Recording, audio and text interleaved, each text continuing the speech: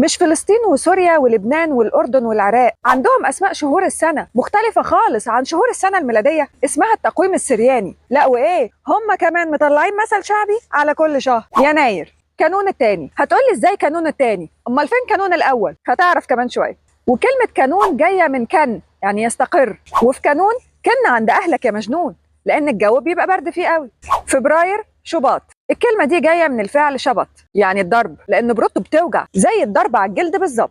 وكمان الجو فيه مش مستقر، علشان كده بيقولوا شباط اللباط ما على كلامه رباط. مارس آذار جاية من أدارو، يعني الصوت العنيف، وده علشان العواصف الكتير اللي بتكون فيه. ويقول لك خبي حضباطك الكبار لشهر آذار. إبريل نيسان جاية من كلمة نيسانو، يعني البدء في التحرك، وده علشان يعتبر بداية شهر الربيع اللي بتبتدي الازهار تتفتح فيه والدنيا تتحرك كده، علشان كده بيقولوا امطار نيسان تحيي قلب الانسان. مايو ايار، يعني النور والدفى والزهور الجميله، ويقول لك في ايار نام على سطح الدار علشان الجو فيه بيبقى حلو. يونيو حزيران، وده يعني القمح، لان هو ده شهر الحصاد بتاعه. في حزيران بيصير العجين خمران علشان الدنيا بتبقى حر شويه. يوليو تموز. تموز معناها ابن الحياه، وده كان اسم إله، وفي تموز تغلي المي بالكوز علشان الجو فيه بيبقى حر قوي. أغسطس آب، يعني الثمار الناضجة، وفي آب اشلح الجزمة والبس القبقاب.